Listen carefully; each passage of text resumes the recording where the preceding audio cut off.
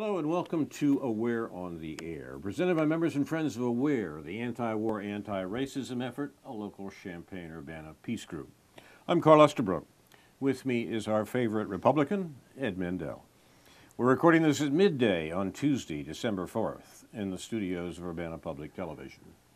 Our subject is the wars the U.S. government is waging around the world and the racism we display to those we're killing, in accord with the Latin proverb, proprium humani ingeni est odisse cum laceris. It's human nature to hate those you have injured. Today we're doing something different. Friday, December 7th, is the anniversary of the Japanese Navy's attack on the U.S. naval base, the American colony of Hawaii in 1941. We're going to review the news of that week, 77 years ago. We start with a man called Royal Leonard, a Texan flyer who was working for Generalissimo Chiang Kai-shek, the leader of China in its war against Japan. In December of 1941, World War II was raging in Europe. Germany had attacked the Soviet Union, but in Asia, Germany and China and Japan were at war and had been for some time. There were Americans fighting on the side of the Chinese, and one of them was the well-known General Claire Chennault, who was head of the Flying Tigers, American flyers working for China, and his colleague was this man, Royal Leonard. Leonard left China to hire American bomber pilots. It was the first days of December 1941. Quote, Chennault and I had our own plans for the prosecution of the war against Japan already set.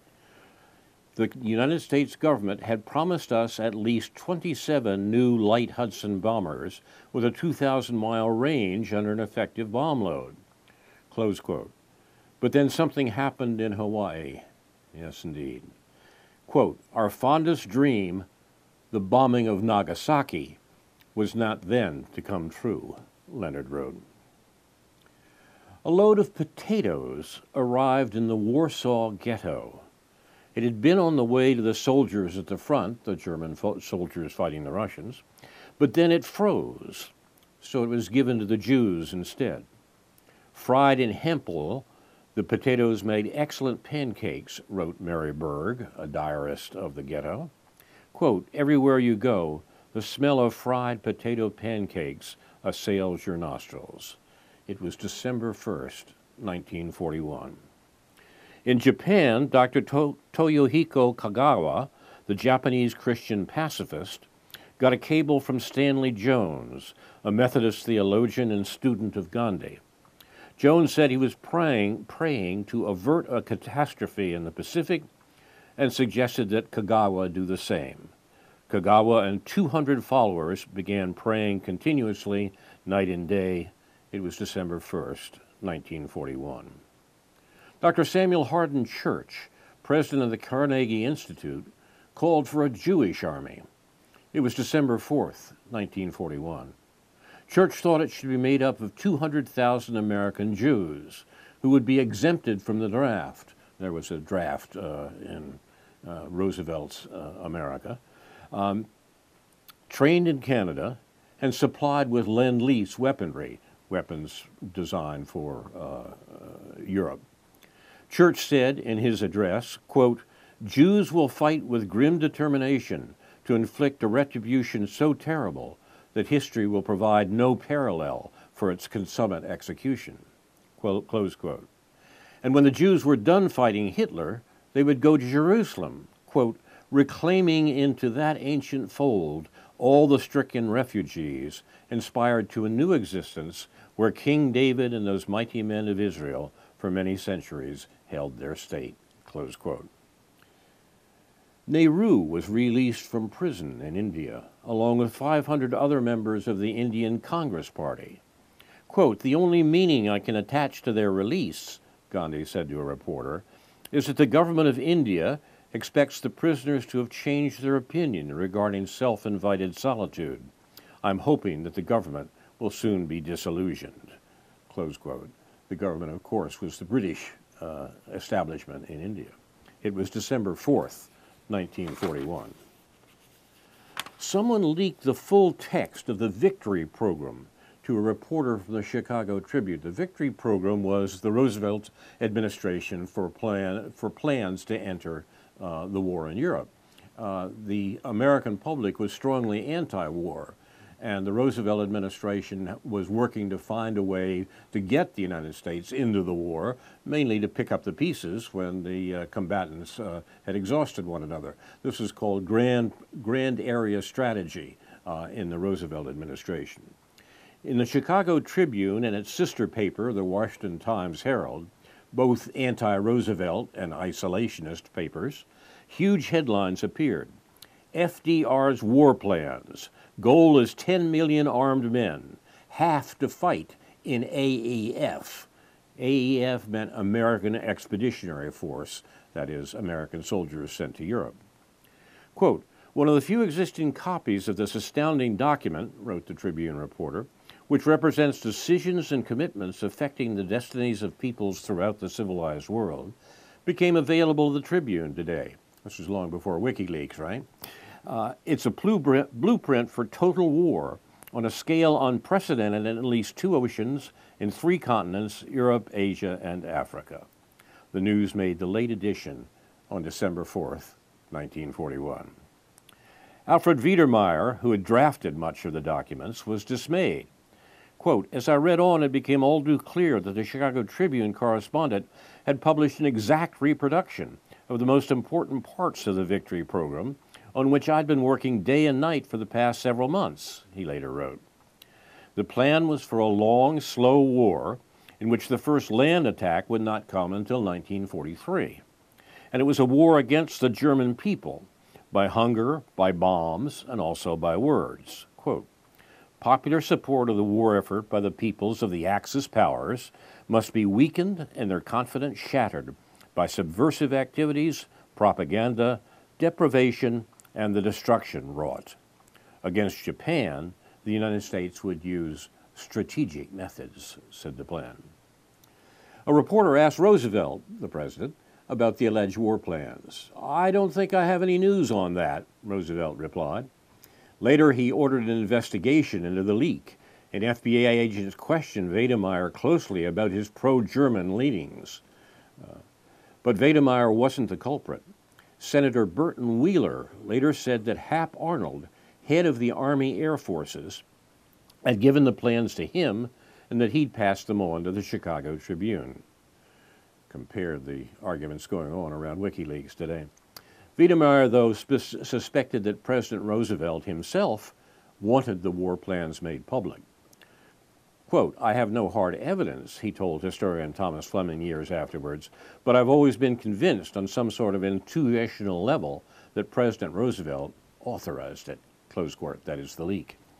Whoever leaked the Victory Program, it functioned as a further provocation. A headline in a Japanese paper said, secret United States plans against Japan and Germany are exposed, close quote. John Danaher, a Republican from Connecticut, gave a speech on the floor of the Senate. Quote, current opinion is the United States cannot begin an effective military offensive for at least 2 years, Danaher said.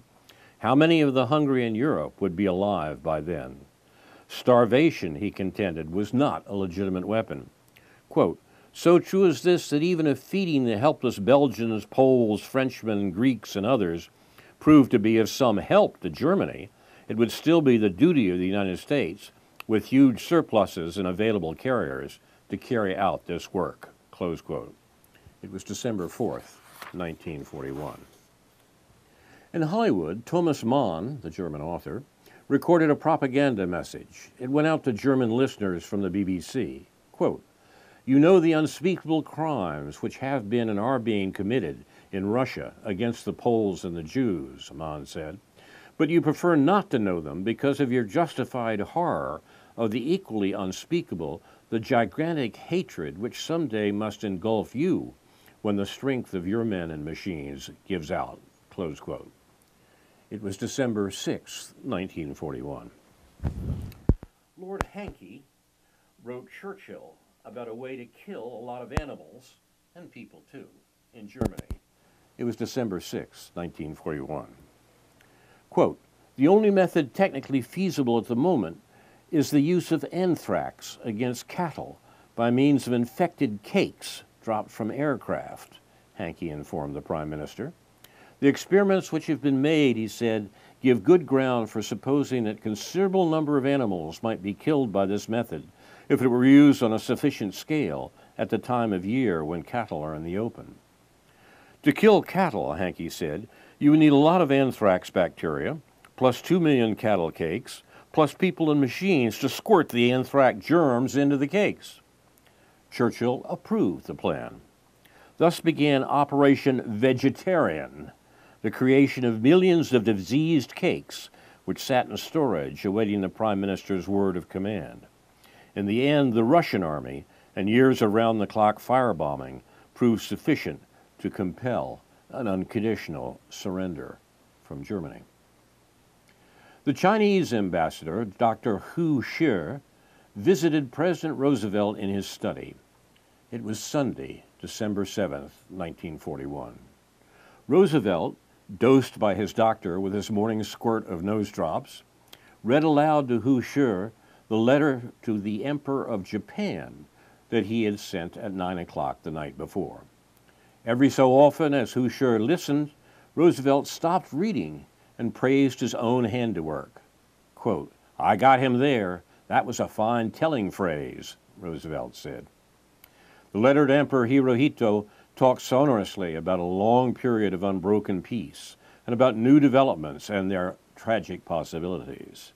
It ended with this, quote, "I address myself to Your Majesty at this moment in the fervent hope that Your Majesty may, as I am doing, give thought in this definite emergency to ways of dispelling the dark clouds. I'm confident both of us, for the sake of the peoples not only of our own great countries, but for the sake of humanity in neighboring territories, have a sacred duty to restore traditional amity and prevent further death and destruction in the world." Roosevelt paused at one point. "That will be fine for the record," he said. Ambassador Hu Shi took his leave, and the President worked on his stamp collection, sorting through the weekly envelope of philatelic novelties sent him by the Department of State. Japanese pilots took off from 6 aircraft carriers and flew to Pearl Harbor, a naval base near Honolulu. It was December 7th, 1941. Their bombs sank 18 American ships and killed more than 2,000 people. One Japanese pilot who was shot down carried with him a bottle of whiskey, chopsticks, hardtack, tooth powder, and a hand-drawn good luck sheet. The pilot's sheet had drawings of exploding and sinking American ships. It said in English, "You damned, go to the devil." In Japanese, it said, "Listen to the voice of doom. Open your eyes, blind fools." Dozens of Honolulu civilians died, too, killed by misfiring American anti-aircraft shells. Churchill sat, morose and uncommunicative, after dinner at Chequers, the Prime Minister's residence in England. With him were his bodyguard, his private secretary, and 2 Americans, Averell Harriman, Roosevelt's envoy to Europe, and the U.S. Ambassador John Winant. Churchill's valet, Sawyers, brought in a flip-top portable radio, a gift from Harry Hopkins, so that they could all listen to the news. It was December 7th, 1941. A BBC announcer said something about a Japanese air raid. Harriman thought he heard that it was a raid on Pearl Harbor. His bodyguard, Thompson, said no, it was a raid on Pearl River. The Prime Minister, Harriman later recalled, recovering from his lethargy, slammed the top of the radio down and got up from the chair. He told his secretary to call the President.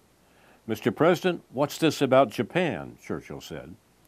"They have attacked us at Pearl Harbor," said Roosevelt. "We are all in the same boat now." Ambassador Winant took the phone. Churchill overheard him saying something like, "This certainly simplifies things." Martin, the secretary, recalled Winant's dominant reaction was one of elation at the certainty that the USA was now definitely in the war. Both Americans, Churchill observed, took the news, quote, with admirable fortitude.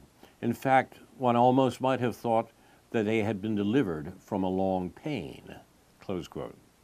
Churchill began planning a trip to America. James Roosevelt walked into his father's office that afternoon. The president was very calm. Quote, he had out his stamp collection he loved so much and was thumbing over some of the stamps when I came in, his son recalled. Without looking up, the president said, it's bad, it's pretty bad. Reverend Harry Fosdick, the war opponent, was sitting in his study in the tower of Riverside Church with a microphone in front of him. He was making his weekly religious broadcast on NBC Radio, National Vespers. The choir had just sung, O Come, Emmanuel. It was still December 7th, 1941.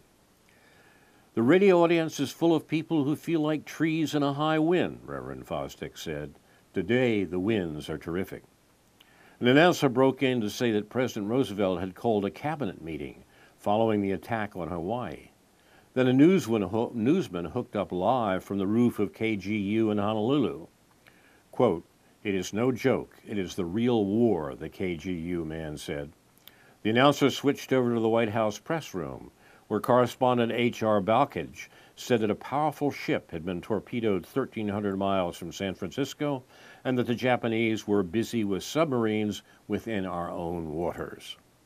Only the day before, Balkage said he talked to Saburo Kurusu, the special envoy from Japan, who told him that 90% of the Japanese were opposed to war, but that the majority of them were willing to fight over China. Balkage recalled sitting 2 years earlier in the Berlin Broadcasting Center, transmitting the news that Hitler had attacked Poland. Quote, I must say that exactly the same feeling existed there, among the populace at least, said Balkage. It came as a terrific blow to the people as a whole. National Vespers returned with Break Thou the Bread of Life. Then Balkage came back on to announce that Stephen Early, the president's press secretary, had just handed out copies of Roosevelt's letter to the Emperor of Japan, the one in which he expressed a fervent hope that there were still ways of dispelling the dark clouds. Balkage read into the microphone long passages from Roosevelt's letter in a gentle sing-song voice. It sounded like a sermon. Henry Morgenthau was with the Secretary of the Navy, Frank Knox, when he got a damage report on Pearl Harbor. Quote, Knox feels something terrible, Morgenthau wrote in his diary. They have the whole fleet in one place. The whole fleet was in this little Pearl Harbor base. They will never be able to explain it. Close quote. In Washington that night, Edward Maurer couldn't sleep. He thought the man in the bar in Manila was right, and if a member of the Maritime Commission knew the destination of the Japanese fleet, why had the president, why had Knox and Stimson and Hull, who were expecting war, not known it and taken the necessary precautions? Close quote. And now Maurer realized nothing but a direct attack could have brought the United States into the war. Here was the break for which both Churchill and T.V. Soong had been waiting. Close quote. The Japanese warlords, Maurer concluded, had saved the free world. Japanese planes flew to Clark Field, the U.S. Air Base in Luzon in the Philippines. The pilots looked down and saw rows of fighter planes and B-17 flying fortresses parked on the ground. Bombs destroyed half of them. It was December 8th, 1941. Eleanor Roosevelt wrote her My Day newspaper column. Quote, finally the blow had fallen and we had been attacked, she said. Because our nation has lived up to the rules of civilization, it will probably take us a few days to catch up with our enemy. But no one in this country will doubt the ultimate outcome. Close quote. It was December 8th, 1941. The police went to all Japanese restaurants in the 5 boroughs of New York. It was December 8th, 1941. They allowed patrons to finish eating, and then they escorted the staff and owners home. The FBI began arresting people on a list. One Japanese detainee was a banker, 2 imported silk, 1 exported pearls, and 1 was a doctor who had graduated from New York University in 1922. He was taken into custody at his home on Park Avenue, where he lived with his wife and daughter. Quote, "This is an unfortunate situation," he said. And an FBI special agent told reporters, "We're at war, and a censorship has been placed in Washington. I have received instructions to make no comments to the press," close quote. By the end of the day, hundreds of Japanese nationals were in custody around the country, said Attorney General Biddle, with more arrests expected. Biddle said the detainees would probably go to 2 abandoned army posts where the government was already holding Italians and Germans. Fort Missoula held 1,000 Italians, and Fort Lincoln in North Dakota held 300 Germans. A great manhunt was underway, wrote the Los Angeles Times. We're reading today in the occasion of the anniversary of the outbreak of, hardly the outbreak, of the entry of the United States into the Second World War after the Japanese attack on the base at Pearl Harbor on December 7th, 1941. These are contemporary accounts as the matter was seen by contemporary observers and the press. Winston and Clementine Churchill went to a hurriedly summoned meeting at the House of Commons. It was December 8th, 1941. Chips Chen listened as Churchill declared war on Japan, beating Roosevelt to it, although Roosevelt had asked him to wait. While Churchill was speaking, someone whispered to Chen how lucky Churchill was. Quote, "Russia saved the government in July. Now Japan will do likewise," close quote. He's talking about the government of Britain saved by the defense of Russia against the German invasion. And now the Japanese attack on America, it's suggested, will bring America in on Britain's side. Churchill wrote, "Being saturated and satiated with emotion and sensation, I went to bed and slept the sleep of the saved and thankful." President Roosevelt, wearing a cape and a black armband, arrived with Eleanor at the Capitol to give a speech. Army soldiers and Marines with bayonets guarded the entranceways. The president asked Congress to declare war on the Japanese Empire in response to its, quote, "unprovoked and dastardly attack," close quote. Very many lives had been lost, he said. At the end of his speech, he smiled and waved. It was December 8th, 1941. Before the floor vote, there were denunciatory orations and readings of patriotic poetry. Quote, "The Japanese, like murderous imps from hell, are clutching at our throats," said Congressman Homer Angel of Oregon. "Japan had struck like a serpent," said Representative Josh Gibson of Georgia, "and it would perish. Yes, perish by the might and power of the people she so unjustly attacked," close quote. At the same time, Representative Jeanette Rankin, the Montana pacifist, wanted to make a statement. "Mr. Speaker, I would like to be heard," she said. The Speaker, Sam Rayburn, ignored her. She said, "Mr. Speaker, a point of order." She was still ignored. "Sit down, sister," someone called. A congressman said to her, "They really did bomb Pearl Harbor." "Killing more people won't help matters," said Rankin. When she heard her name in the roll call, she stood. "As a woman, I can't go to war," she said, "and I refuse to send anyone else." Hers was the only no vote, and it was hissed and booed. In the cloakroom, some Army officers shouted abuse at her. "You've been drinking," Rankin said, and she took refuge in a phone booth. Later, she told a colleague that the representatives had pressured her to make the vote unanimous. And yet it was that insistence on uniformity, that intolerance of dissent, that was just what was wrong with the other side of the war. "No," Rankin thought, "I'm going to vote one vote for democracy." In a manor house on a river in Chemlo, near Lodz in Poland, soldiers ordered naked prisoners into a gray van parked at the end of a ramp. The soldiers locked the door, The driver turned on the engine, which was modified so that its exhaust fumes flowed into the space where the prisoners were trapped. After a few minutes, the cries and groans of the people gradually died away, the van driver later said. He drove to a grave in a forest clearing nearby. By the time he arrived, the prisoners were dead. The first Nazi killing factory was now in operation. It was December 8, 1941. Frida Kirchway, the editor of The Nation, wrote a post-Pearl Harbor column. Quote, "The fruits of appeasement have burst," she said. "The horror has made America one. Today we love each other and our country. We feel a happy sense of union swelling in our hearts. Hatred and contempt for our enemies runs warmly in our blood." Close quote. Quote, "The war is spreading to the whole planet," wrote Mihail Sebastian in Bucharest. "Everything is more serious, more complex, and more obscure." It was December 8th, 1941. Frederick Libby, the director of the National Council for the Prevention of War, made an announcement.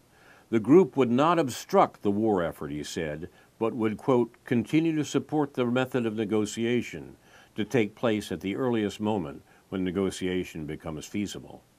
It was December 8th, 1941. Reinhard Heydrich hastily got word out to the invitees to the conference at Wannsee, the one scheduled for December 9th to discuss the Jewish question. It was postponed until January. 1 million children and 40,000 teachers left their classes and stood in the streets of New York. Air raid gongs had gone off all over the city.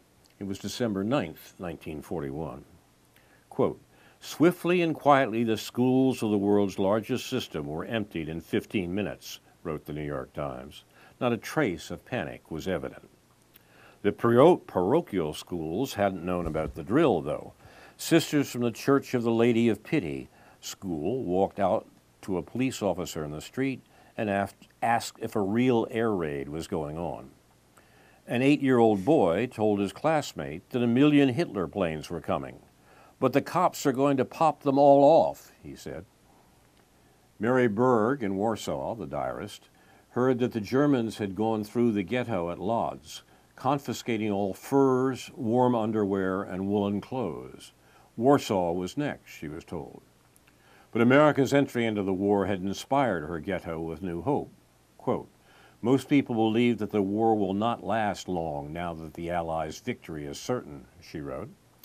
The guards at the gates looked glum, and some were less insolent. On others, she noticed, the effect had been exactly opposite, and they were more unbearable than ever. It was December 9th, 1941. In London, Chips Channon shared one of his last magnums of Krug 1920, that's champagne, with Averell Harriman, President Roosevelt's sallow, distinguished envoy, whom he was getting to know. Quote, "Much talk of a possible Japanese invasion of California," Channon wrote. "Averell hopes that the American cities will be blitzed, so as to wake bombed, so as to wake the people up. He attacked the American isolationists bitterly," close quote. It was December 9th, 1941. William Ellen White published an editorial in his newspaper, the Emporia Gazette. It was about Jeanette Rankin's vote in the House of Representatives. Quote, "The Gazette entirely disagrees with the wisdom of her position," White wrote, "but Lord, it was a brave thing," close quote. There were, White said, 100 congressmen who would like to have voted no. Quote, "Not one of them had the courage to do it," close quote. It was December 10th, 1941. George Gallup's pollsters called people up and asked them a question. Should the United States Air Force bomb cities in Japan? 67% said yes. Some said yes if Japan bombed the United States first. Some weren't sure. 10%, representing 12 million citizens, were wholly opposed. 12 million people still held to Franklin Roosevelt's basic principle of civilization, that no man should be punished for the deed of another. Franklin Roosevelt was not one of them. It was December 10th, 1941. Joseph Goebbels remembered the great German boxer Max Schmeling. Schmeling had beaten Joe Louis in one fight, But then in a later fight, he made the mistake of saving his strength and so was knocked out in the first round. Quote, maybe the Japanese, too, have the opportunity to hit the Americans so lethally in their first strikes that the U.S. will be significantly weakened in their naval capacity and will no longer be able to launch successful counterstrikes, Goebbels wrote. Goebbels was the German minister. Perhaps also, he thought, the United States wouldn't give so many planes and weapons to England because it would need them now for its fight against Japan. There was a change in Hitler, Goebbels observed. Quote, the Führer once again radiates optimism and confidence in victory. It feels good, after having to digest so much unpleasant news for many days, to come in direct contact with him again. It was December 10th, 1941. Lord Halifax wrote a letter to a friend in England. Isn't this Japanese business astonishing, he said. I had been betting against their throwing their hats over the fence just yet. Now that they had, though, the good thing was that America was going to work harder. The President told me today that they were going to get on to a 7-day week and a 24-hour day, and showed me a graph of what they think this will do to their production. The Japs might break a good deal of China in the near term, Halifax predicted, but in the end they would see that they'd made a big mistake. The little swine, I hope they will get it thoroughly in the neck. Close quote. A resident of Detroit wrote an anonymous letter to Roosevelt's press secretary. Quote, that was a good speech the President made the other night, said the writer, but I do think he tends to be too idealistic. To hell with ideals until we've kicked these international thugs. Blast hell out of them and make them cry uncle, then blast them again. The treacherous yellow rats understand only one language, force. Let's give them 10 times as much as they gave us. Put them back to where they were when we discovered them. Close quote. The same went for Hitler and Moose, too. He means Mussolini, the Italian leader.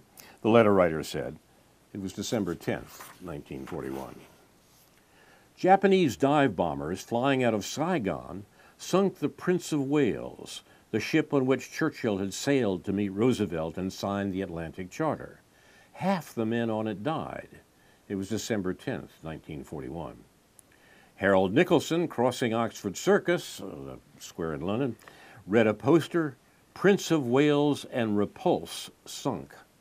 The intersection began revolving in the air. To the beefsteak as quick as I can, wrote Nicholson, where I can have a glass of sherry to arrive me. Beefsteak is a bar. It was December 10th, 1941. Lord Portal made a suggestion to Churchill. Air Marshal Richard Pierce, the head of Bomber Command, hadn't achieved satisfactory results. Perhaps Pierce could be transferred to the Far East in a month or so, and Arthur Harris promoted to take his place. It was December 1941. Winston Churchill said yes. Churchill, Portal, and Bomber Harris, the British leaders, were in place now for the pan-Germanic firestorms of 1942, 1943, 1944, and 1945. Victor Klemperer in Dresden was at the grocery store. He heard Hitler's voice on the radio, but couldn't understand what he was saying.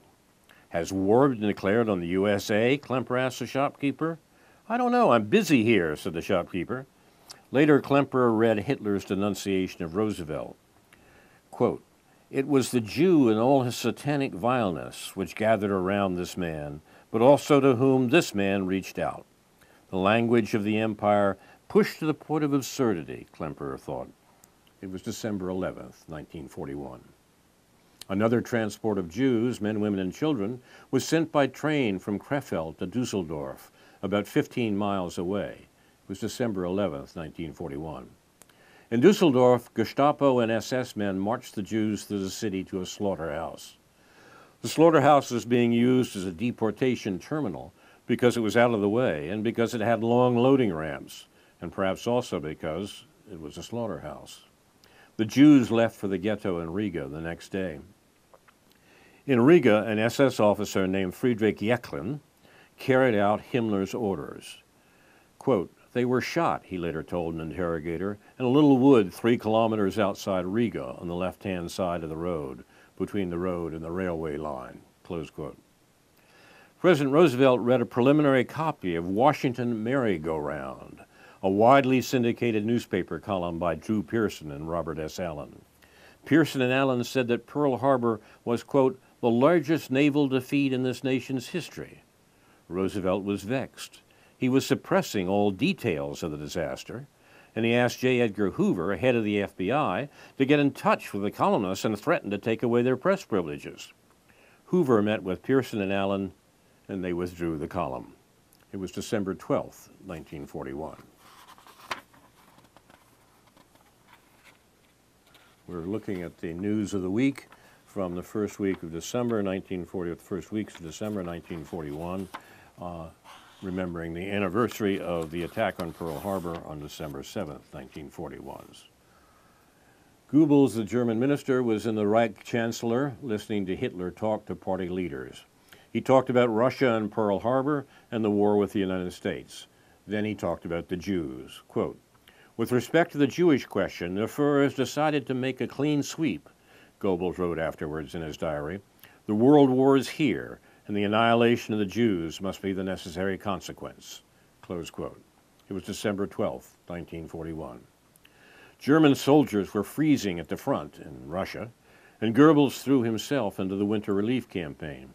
In a speech, he asked the German people to donate, quote, overshoes, if possible lined ones or fur-lined ones, warm woolen clothing, socks, stockings, heavy underwear, vests or pullovers, warm, especially woolen underclothing, undershirts, chest and lung protectors, any kind of headgear protection, earmuffs, wristlets, ear protectors, woolen helmets, furs in all sense of the word, fur jackets and fur waistcoats, fur boots of every kind and every size, blankets, especially fur covers, thick warm gloves, again especially fur-lined leather ones, or knitted gloves and wool mittens. Altogether, everything of wool is needed urgently on the front and will be doubly welcome.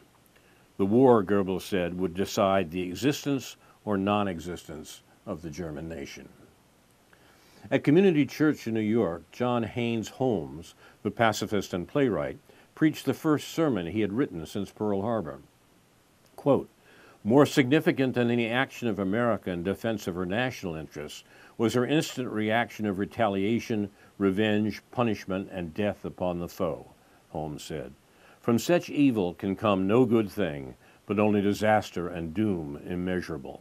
Close quote. He invoked St. Augustine's description of a Roman victory, wherein the conqueror came to resemble the conquered. Quote, the precious treasure of our civilization, he said, is about to be swept away. It was December 14th, 1941. Mikhail Sebastian heard that the Struma, the refugee ship, had reached Istanbul. These people still have a life, he wrote. It was December 15th, 1941. In fact, though, those people didn't have a life. The British government wouldn't let the boat proceed to Palestine, and the Turkish government wouldn't let the passengers get off the boat. After 2 months, the Turks towed the boat into the Baltic, where it was sunk by a Russian torpedo. 1 passenger survived. Hans Frank, the Governor General of the General Government in Poland, was talking to some of his subordinates. An important conference about the Jews was going to be taking place in Berlin in January, Frank informed them. Quote, a major migration is about to start. The Jews of Germany would be sent east. But when they were sent east, when they arrived in Hans Frank's territory, what would happen to them? The Jews were pernicious eaters, Frank said, and there were, if one included the mixed-race Jews, 3.5 million of them already living in the general government. The general government was the occupation government that Germany had set up in Poland and related areas. We cannot shoot or poison those 3.5 million Jews, but we shall nevertheless be able to take measures which will lead somehow to their annihilation, said Frank. The general government must become free of Jews, the same as the Reich, that is, Germany proper. It was December 16th, 1941. Ezra Krauss, a botanist from the University of Chicago, had an idea for how to win the war with Japan. It was December 18th, 1941. Spraying rice fields with toxic levels of growth hormones, Krauss thought, would be a feasible and comparatively simple means of destruction of rice crops, the staple food supply of the Japanese, close quote. Krause's work led him to experiment with two synthetic hormones, 2,4-D and 2,4,5-T, components of a defoliant that would later come to be called Agent Orange. Agent Orange is what the U.S. used in Vietnam. Adolf Hitler fired General Brauchitsch. It was December 19, 1941. 800,000 Germans and millions of Russians had killed one another, and yet Moscow had not fallen. I have therefore resolved today, under these circumstances, to take over myself the leading of the army in my capacity as Supreme Commander of the German Armed Forces, Hitler said. Clementine Churchill wrote a letter to her husband. Her Russian fundraising drive was going well, she said, and everywhere she went in London, the people were good and sweet and asked about him, especially the old people. Well, my loved Winston, she said, may God keep you and inspire you to make good plans with the President. It's a horrible world at present, Europe overrun by the Nazi hogs and the Far East by yellow Japanese lice. It was December 19th, 1941. We are looking at the news from Europe and America on the early days of the American participation in the Second World War, which had been going on, of course, for more than 2 years before the United States got into it. And we have some time yet to finish up this news of the week and perhaps some comments from Ed Mandel. Well, I was just going to mention, obviously, the Navajo code talkers. I mean, we had broken the code before the Pearl Harbor, and we had moved the ships, the good ships, out to sea at Pearl Harbor, while leaving the older ships. I don't know if they were from World War I or from earlier period. So basically, they were ships that weren't going to survive very long in a war, and they were allowed to be bombed. And I'm wondering if literally that was just an intentional strategy to allow to bring us out of isolationism, I guess, or bring America out of isolationism, to allow sailors to die, I guess, or something like that. I think that's right. I don't think there's any doubt now that the American government, Roosevelt administration, knew that the Japanese attack was coming, and was coming to Pearl Harbor as well, and waited for it so that they could be in the position of not having struck the first blow of a war that the American government wanted, but the American people were strongly opposed to it.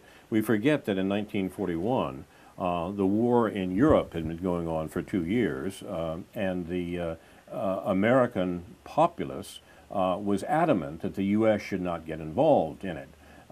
There were still enough veterans of the First World War, which was seen as a setup by New York bankers, which it was, that America's entry into that war, that they didn't want to repeat the experience. And what the Roosevelt administration was doing was setting up the circumstances to allow the enemy that it wanted to fight with to strike the first blow. And that's what Pearl Harbor was. What if there was an effort on the part of the United States to squeeze Japan into making that blow by doing also in negotiations leading up to the attack? For instance, Japan desperately needed mineral resources because, and I'm wondering if there was a lot of effort to squeeze Japan for forcing them into that situation. Exactly right. And interestingly, of course, one of the breaking point came when the U.S. Was able to prevent the export of oil from Southeast Asia, Vietnam, to Japan. Japan had its oil supplies cut off by the Americans well before Pearl Harbor. In fact, it was the cutoff of oil from Southeast Asia that led to the Japanese decision to attack the American Navy. And the American Navy in the Pacific was carefully gathered together, as you pointed out, in Pearl Harbor, waiting for the attack. This was not an accident. You mentioned about oil. I don't mean to extend this beyond Pearl Harbor, but I wonder if a lot of the military strategy during World War II was to, for instance, in Germany, was to control a certain oil resource because there was little real oil resources within Germany, and then that what guided them in different why they attacked Africa or the Middle East or they were attacking Russia because they knew there was oil there. And that's exactly right. so I'm wondering if that's like unknown, less familiar military strategy. That was the reason why they did what they did. In a lot of that's very true. Yeah. Both Japan and Germany were dependent on the import of oil, and American planners who were planning for the war even before the war broke out in Europe, American planners knew that by controlling the flow of oil, they could control Germany and Japan, or at least take steps in that direction. Some things don't change. I mean, modern American strategy is directly concerned with the control of oil to potential peer competitors, as Zbigniew Brzezinski used to say, mainly Russia and China. Russia is a producer of oil, but China imports all of its oil. And the U.S. interest in the South China Sea has to do with what the Pentagon calls offshore control. That is, keeping control of China by offshoring the American Navy, put the American Navy around China in such a way that it will be more and more difficult for the for China to import oil. Most of the oil that China imports that doesn't come directly from Russia comes through the South China Sea. And that's what the American Navy's job is. So the control of oil as a major weapon of war and a major basis for foreign policy goes back more than a century. The U.S. control of the Persian Gulf is primarily a matter of controlling the oil exports out of the Gulf to the rest of the world, and the American control of the world economy by means of this stranglehold on the export of oil. And I remember hearing the military strategy many years ago and not knowing what to make of it. But I mean, the common propaganda is that America is trying to expand democracy to the rest of the world, when it actually is trying to control the natural resources. Oh, sure. I mean, whether it's oil or mineral in Africa, minerals and different valuable minerals in Africa that would affect different production. You're quite right. The situation at the end of the war was. I mean to take away from that, as from Pearl Harbor. No, the situation at the end of the war, at the end of the Second World War, was that the U.S. With 5% of the world's population, controlled 50% of the world's wealth. And American planners very clearly wanted to maintain that situation, and that meant maintaining control specifically of oil. That's the interest in the Middle East. America's interest in Israel, for example, and the establishment of the State of Israel wasn't primarily a matter of saving the Jews, but of making sure that we had a military base, a stationary aircraft carrier, as Noam Chomsky calls it, in the Middle East in order to control the export of oil. You're listening to Aware on the Air.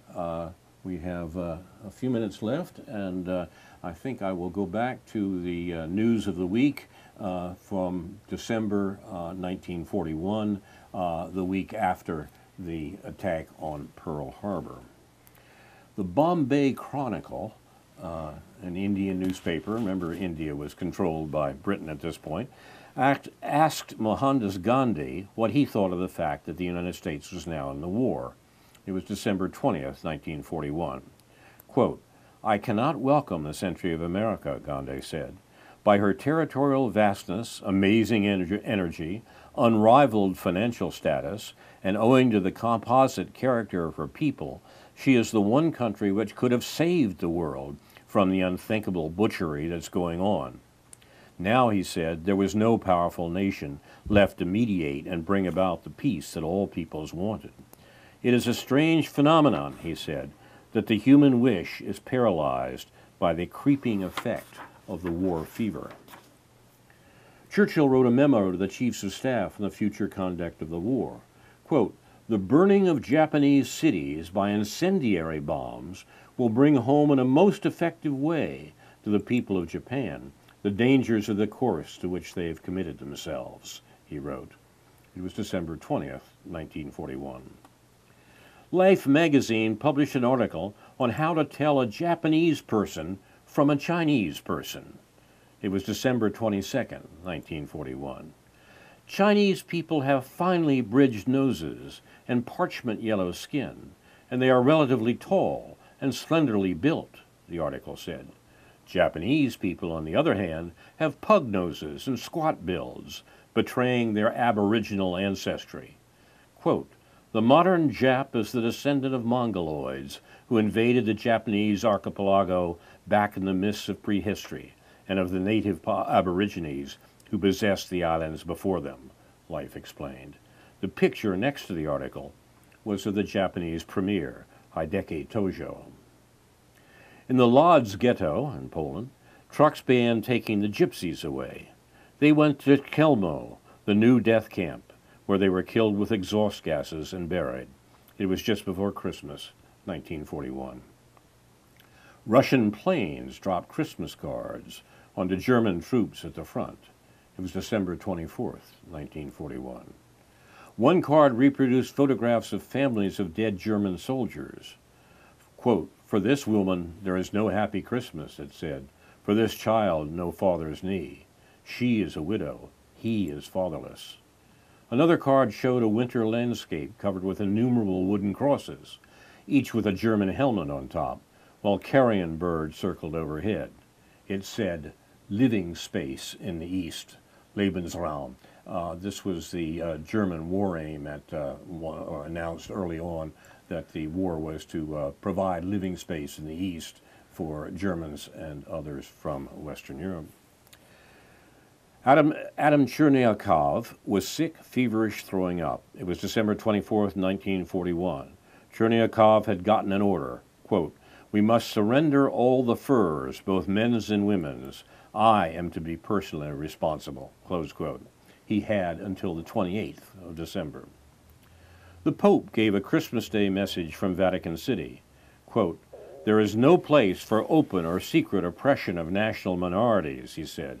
Let a ray of real wisdom descend on the men who rule the peoples, divided in this moment against one another.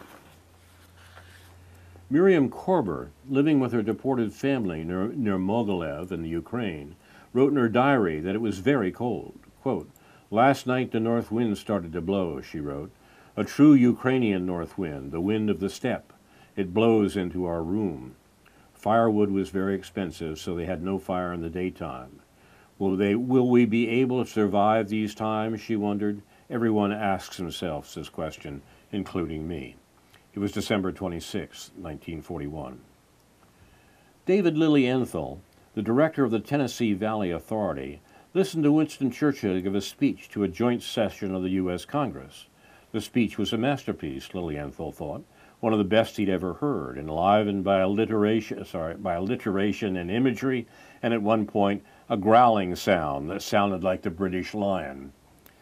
Then he promised, when he promised Japan that she would be roundly punished, Lilienthal wrote in his journal, the place broke out in yells, the first sound of bloodlust I have yet heard in this war. Churchill paced in the White House garden afterward.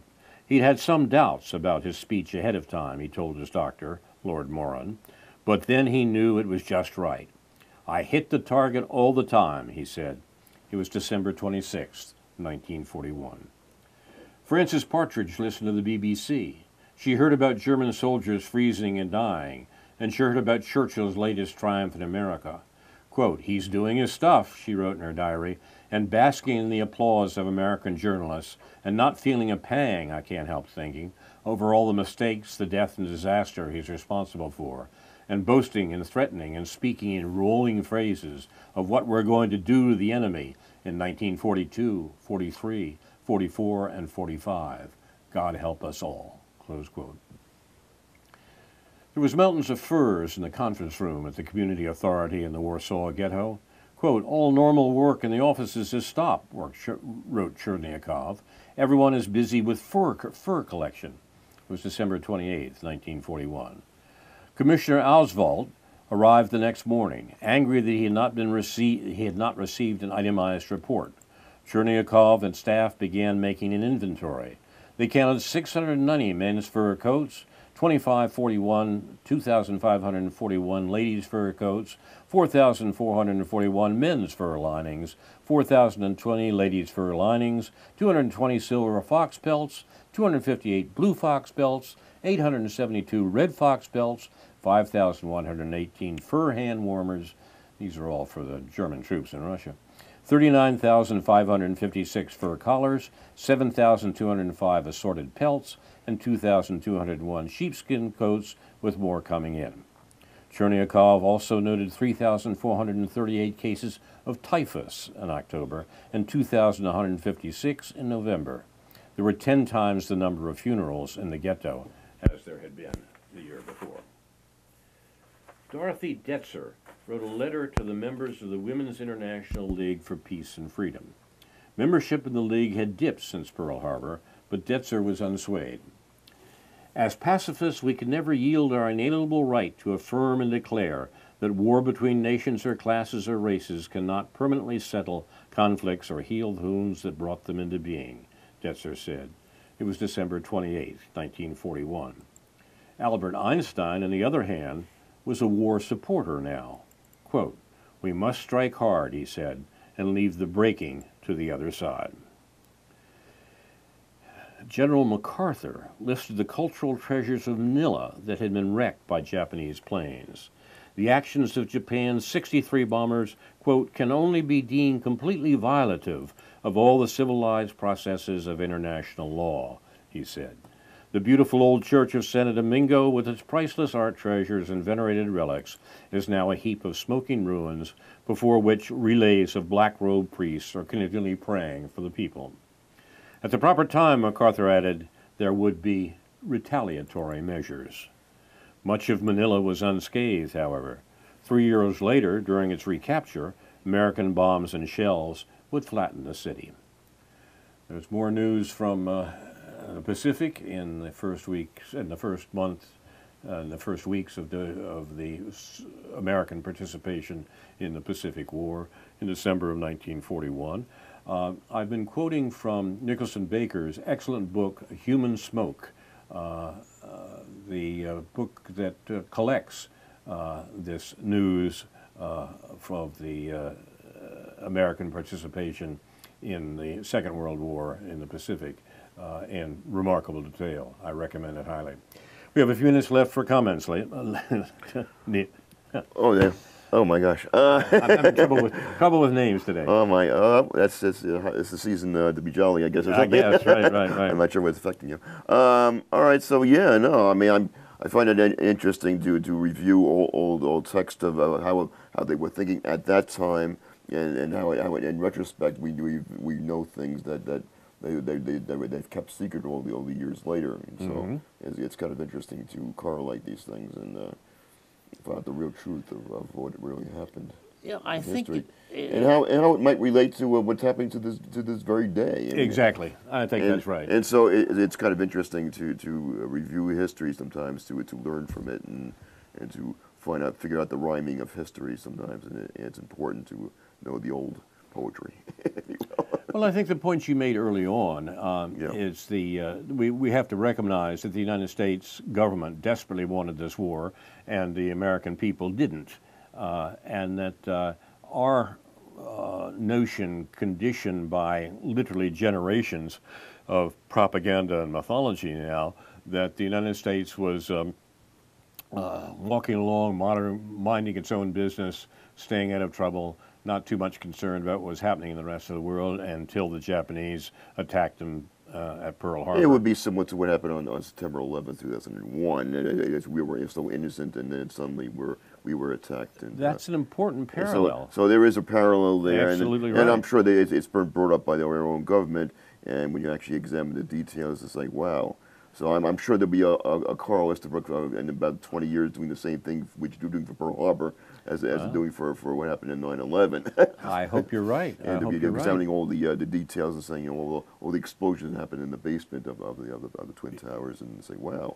The planes caused that, really? Wow. You make a very important point. I mean, but that's another story. People are responsible for the 9/11/2001 attacks on New York and Washington said at the time that theirs was a counterattack. Oh, yeah. That what they were talking about was a generation and more of American destruction in the Middle East, the way we were talking about a minute ago, in order to control oil flows out of the Middle East, and that the attacks of 9/11 were a counterattack to what the U.S. had been doing, the U.S. and its allies had been doing in the Middle East for more than a generation. Actually, what I'm saying is that actually was a false flag operation, but that's another.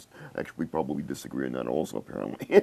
I appreciate you coming by, and we'll come back again. We'll pick up this some more. No problem. Sure, no problem. You've been watching Aware on the Air, presented by members and friends of Aware, the anti-war, anti-racism effort of Champaign-Urbana, a local peace group. Recorded in the studios of Urbana Public Television on December 4th in the 49th week of 2018. Another week in which the world can see the most extensive global terrorism is U.S. worldwide war-making, for which its principal criminal associates these days are the Kingdom of Saudi Arabia and Israel. The U.S. aids the Saudis in their near-genocidal war in Yemen, and the Israelis in their racist oppression of the Palestinian people. The Israeli government has murdered protesters at the fence with Gaza, the world's largest open-air prison camp. U.S. supports that, primarily because Israel is a stationary aircraft carrier for the U.S. control of Middle East energy, gas, and oil, a weapon against U.S. rivals from Germany to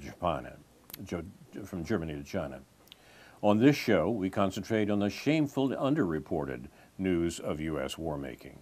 Our show is produced and directed by Jason Liggett and Crofton Coleman, thanks to whom also this program and others like it will be available on YouTube and archive.org. Finally, Aware honors those who reveal the crimes of the U.S. government, which the rest of the world knows about but Americans don't. Assange, Manning, Snowden, and others, who are truth-tellers persecuted by the U.S. government, and particularly, by the way, by our liberal Democrat Senator Durbin, a shill for the Russiagate propaganda and the attacks on WikiLeaks. This is Carl Estabrook for the members and friends of Aware, including Ed Mandel, the anti-war, anti-racism effort of Champaign-Urbana, saying in the words of the late broadcaster Edward R. Murrow,